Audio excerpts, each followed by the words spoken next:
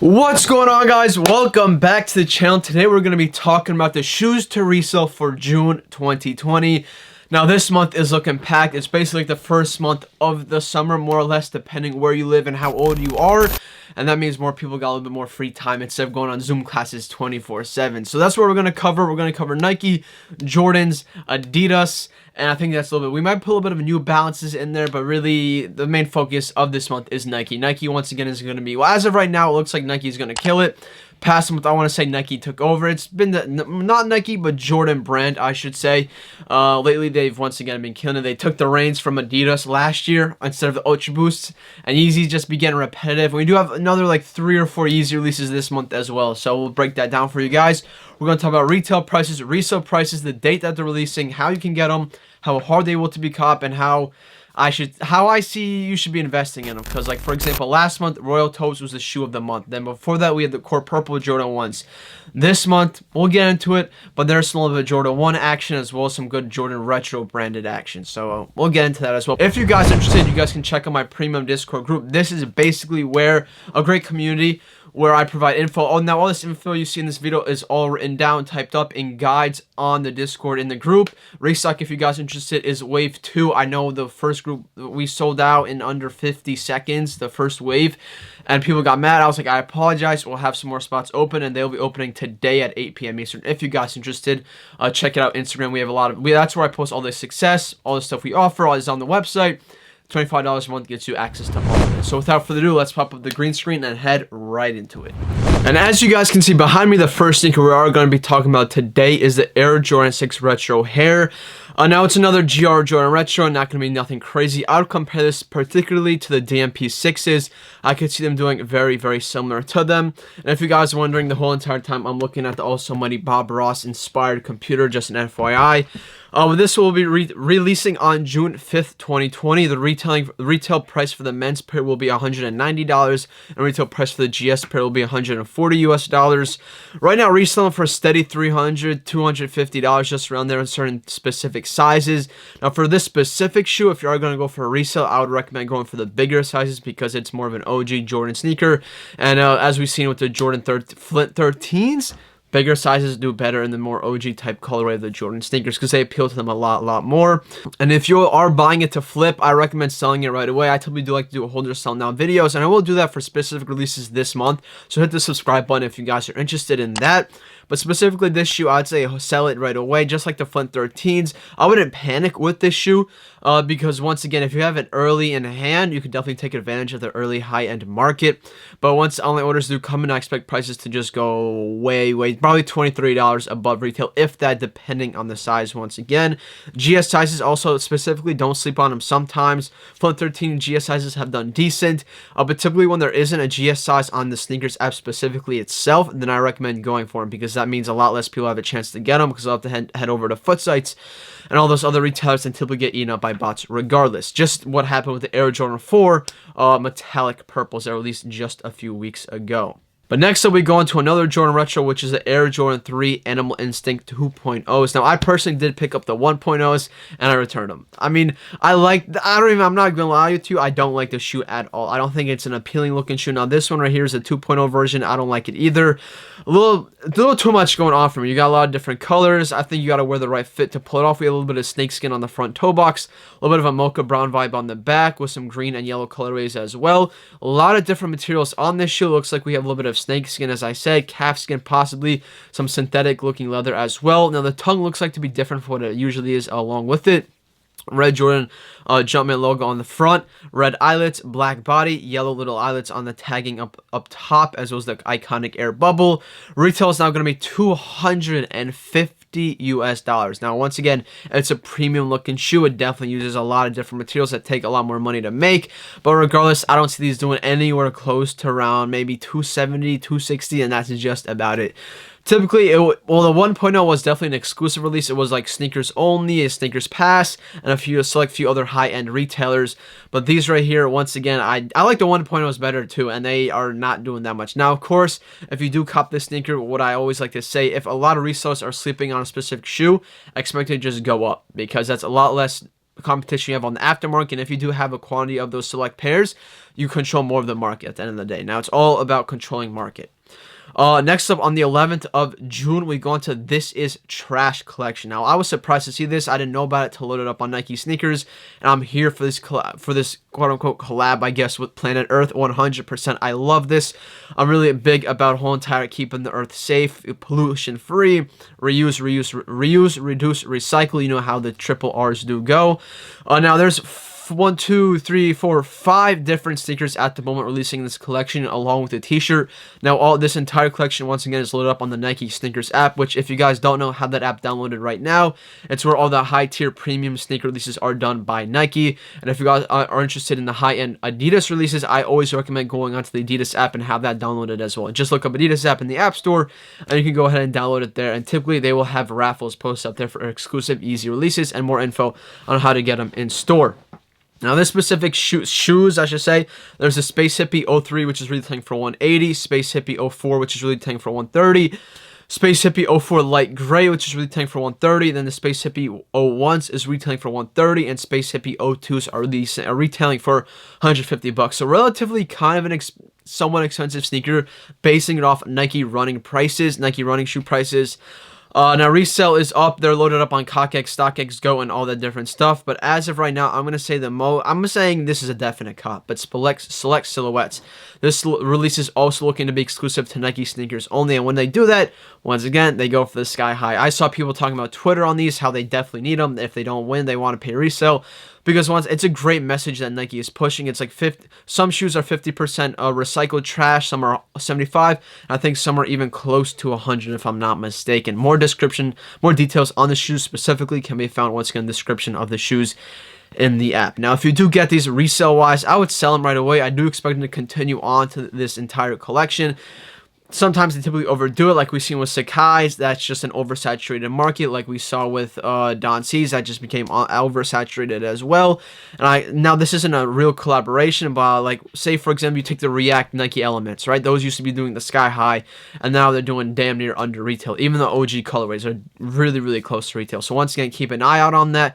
It's even a great shoe to keep for yourself if you do like to run. I might even cop a pair for the toe, not for somebody, but for the body, as I like to say. Now, even though this is not a crazy shoe, my favorite sneaker to release this month is on June 12th, which is a Nike Dunk Low University Red. I absolutely need these. Now, we've been very lucky. I mean, I've been very lucky, I should say. We took W's on the... Knock on wood. We took W's on the Biotechs. We took W's on the Syracuses. We took W's on the Kentuckys. And we took W's on the Nike SB Dunk Low Brazils. Now, this is the 5th shoe I'd like to add to my collection from the Dunks for this year alone.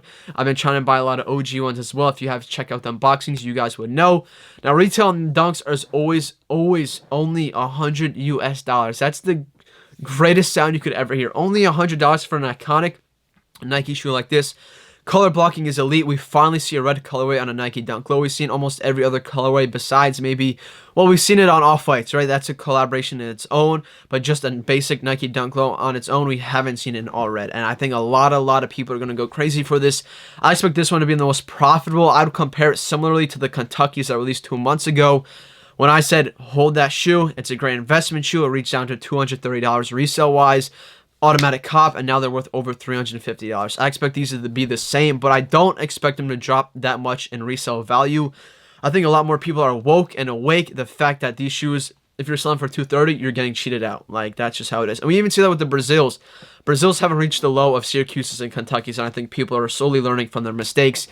What they did when they did get pairs the first time. Now, there's only one retailer at the moment that did open raffles, which is Vu Store in Berlin. I never win those, so I don't recommend entering it, but if you know you want to shoot your shot, go ahead. But once again, I will have a full how to cop guide for these. But if you live in America, I recommend entering only American retailers, because once again, Nike did place a limit on where certain EU stores can actually end up shipping. Now, on the 13th of June, we have an iconic, once again, silhouette itself is the Air Jordan 5. We haven't seen a good Jordan 5 release, in my opinion, in a while. I didn't like the fire reds too much. I liked them at first, and I was like, this is too basic for me. We have the top 3 colorway, which was leaked out a minute ago, and it is finally here releasing in men's and grade school sizes, retailing for $200 in men's and $150 in GS at the moment. That's speculative. Now we've seen the past top 3 shoe we've seen was the Jordan 1s, and if I'm not mistaken, those came out in 2017. I remember I took the SATs the day they released, and I didn't cop a single pair, but I definitely will not be making that mistake with these. I'm definitely going to be copping as many pairs of these as possible. It's another Jordan Retro that I expect to do great. Now, we've seen like $20, $30 profit on the Fire Reds. I expect these to be just a bit more. Once again, they're collaborating. They got the grape tongue on it.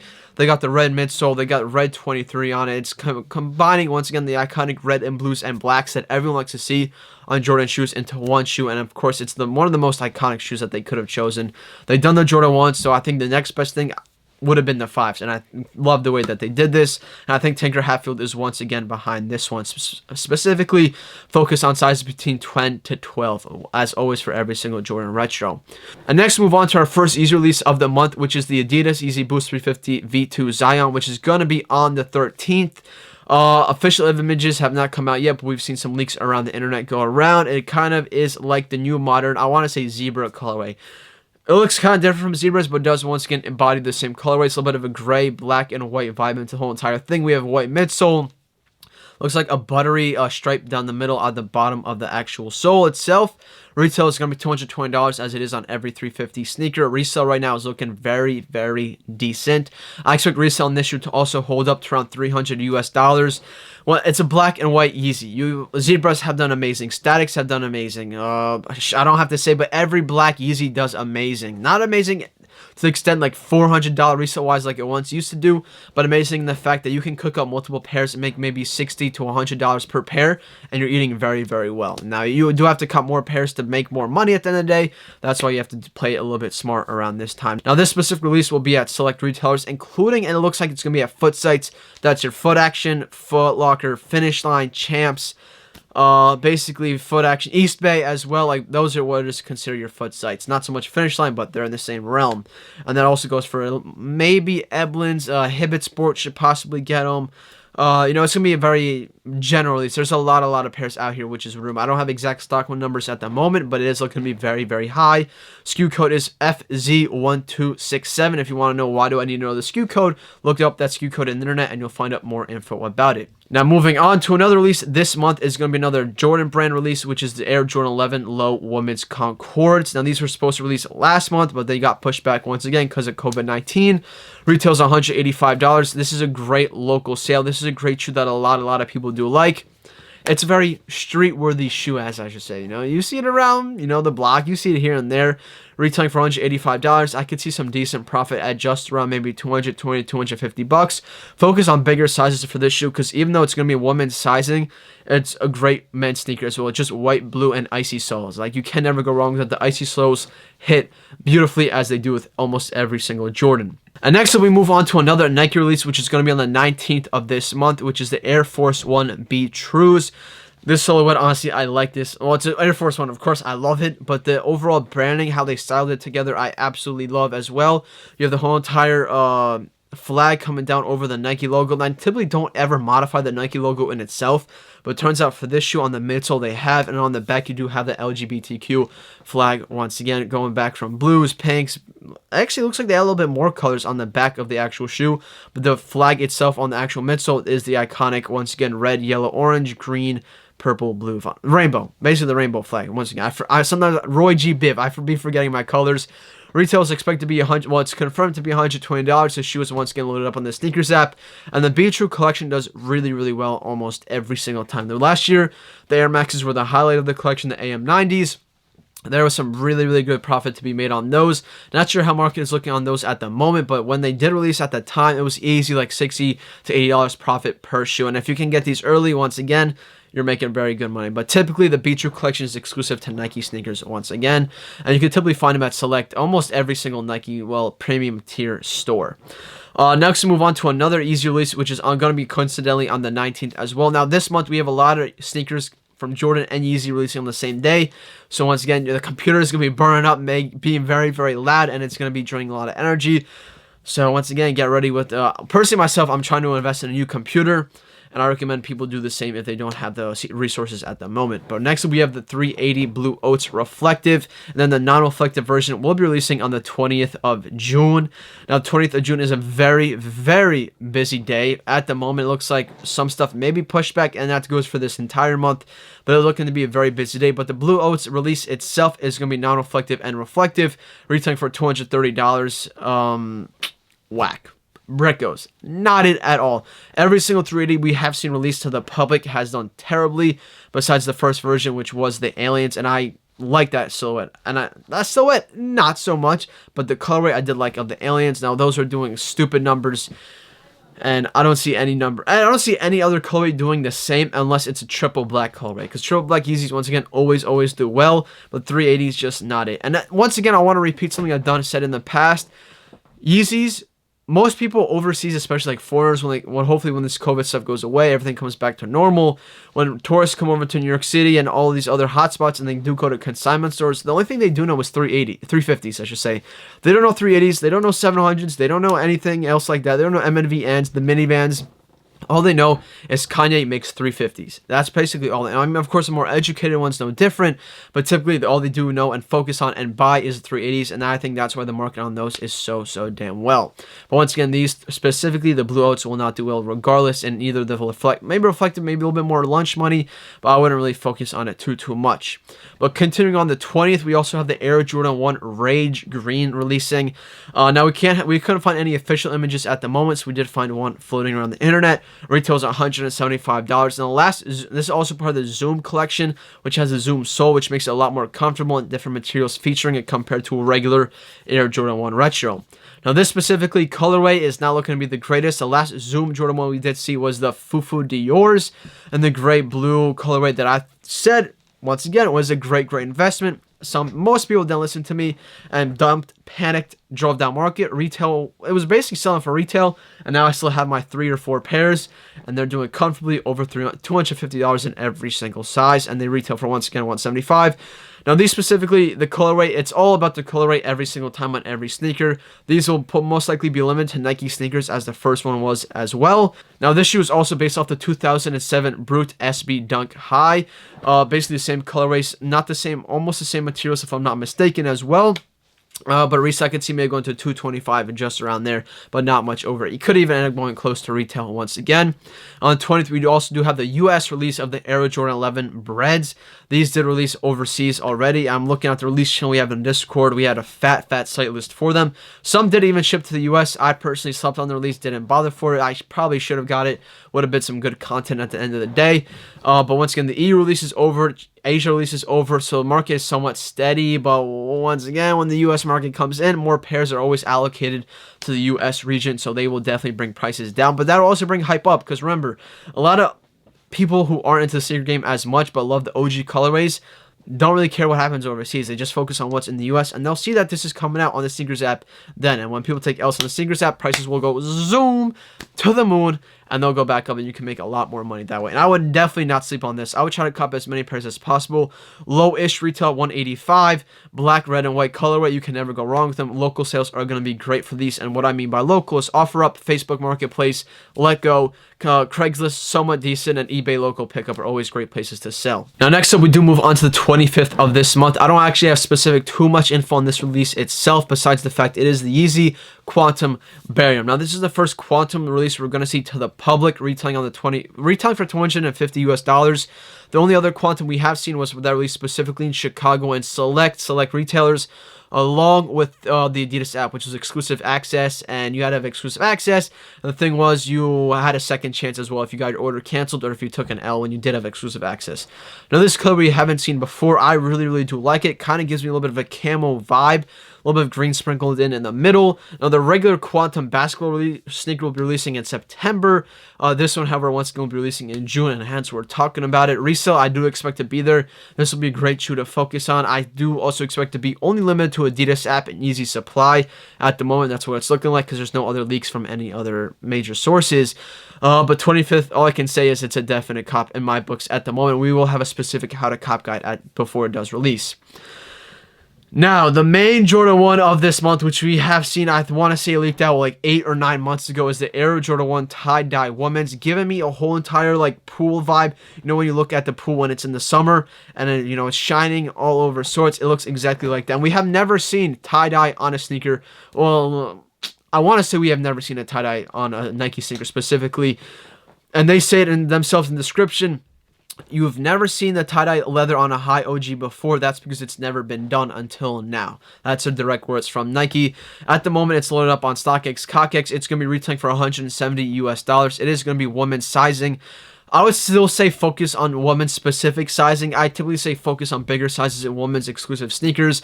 But this shoe, I don't see a lot of men rocking it. I mean, I do see it being somewhat good.